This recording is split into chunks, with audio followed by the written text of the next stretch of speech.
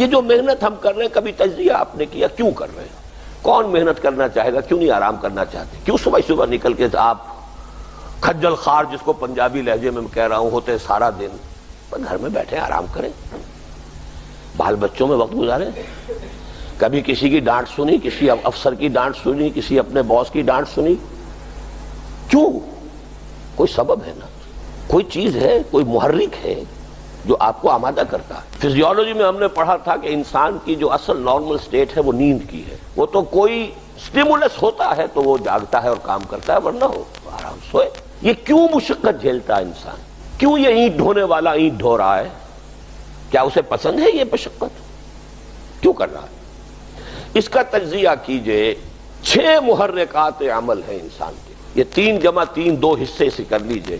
3 محرکات وہ ہیں جس کا زوردار تقاضا ہمارے اندر سے نکلتا ہے، کسی کو کہنے کی ضرورت نہیں ہے، کوئی وعظ کی ضرورت نہیں، نصیحت کی ضرورت نہیں، تبلیغ کی ضرورت نہیں، وہ تو اندر کا تقاضا ہے۔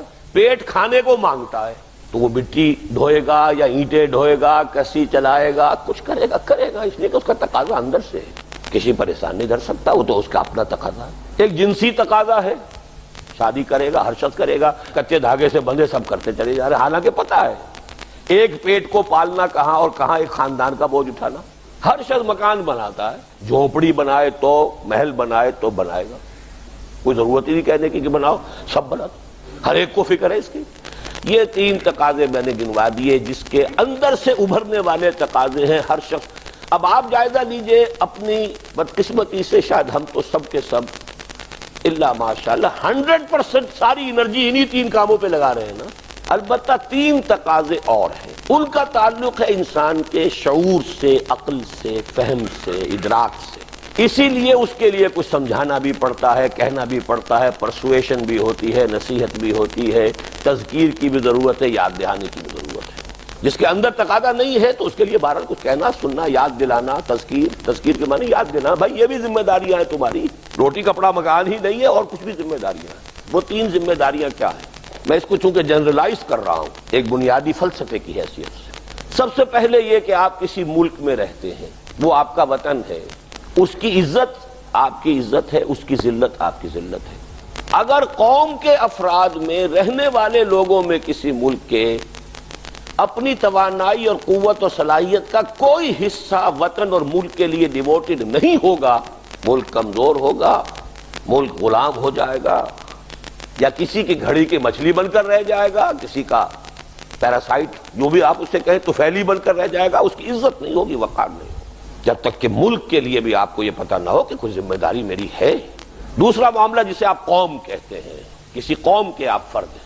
آج کل دنیا میں اگرچہ عام طور پر جو ہے وہ تصور ہے وطنی قومیت کا، ایک ملک میں رہنے والے ایک قوم ہے، لیکن یہ نظری بات ہے، حقیقت میں اس کی کوئی بنیاد نہیں۔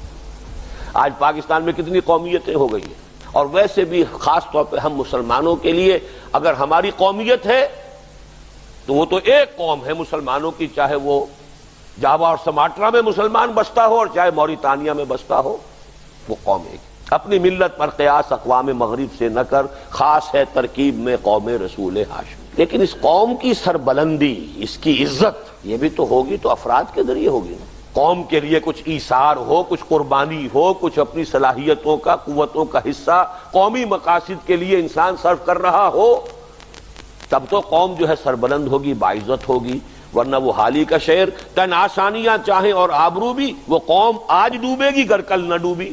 تیسری چیز دین، مذہب یا نظریہ، کوئی شے لے لیجئے، دین کے لیے کوئی محنت ہوگی، کوشش ہوگی، قربانی ہوگی، اثار ہوگا، اپنی کچھ صلاحیتوں کا حصہ وقف ہوگا تو دین سربلند ہوگا، نہیں ہوگا دین پامال ہو جائے گا، قدموں تلے آئے گا، دنیا اسے روندے گی۔ وہ دین جو بڑی شان سے نکلا تھا وطن سے، پردیس میں وہ آج غریب الغرباء ہے۔ شان سے کیوں نکلا تھا؟ محمد صلی اللہ علیہ وسلم والذین معہ رضی اللہ تعالی عنہم، انہوں نے محنتیں کی تھی، مشقتیں کی تھی، جانیں دی تھی، گھر بار چھوڑے تھے، تب دین سربلند ہوا، دین کو عزت حاصل ہوئی، دین کا بول بالا ہوا۔ اور آج ذلیل کیوں ہے وہ دین؟ آج وہ ذلت کا نشان بن گیا ہے، کیوں؟ دین تو وہی ہے، یا دین میں کوئی فرق آ گیا؟ اس وقت دین کے علمبردار وہ تھے کہ جنہوں نے اپنی توانائیاں، قوتیں، جانیں، صلاحیتیں دین کے لیے وقف کی. آج ہم نہیں کرنے کو تیار. ہم میں سے اکثر کا سارا وقت لگتا ہے صرف اپنے ان 3 تقاضوں کو پورا کرنے. یہی وجہ ہے ملک بھی کمزور، قوم بھی ذلیل اور دین بھی پامال. اصل سبب آپ نے پہچان لیا.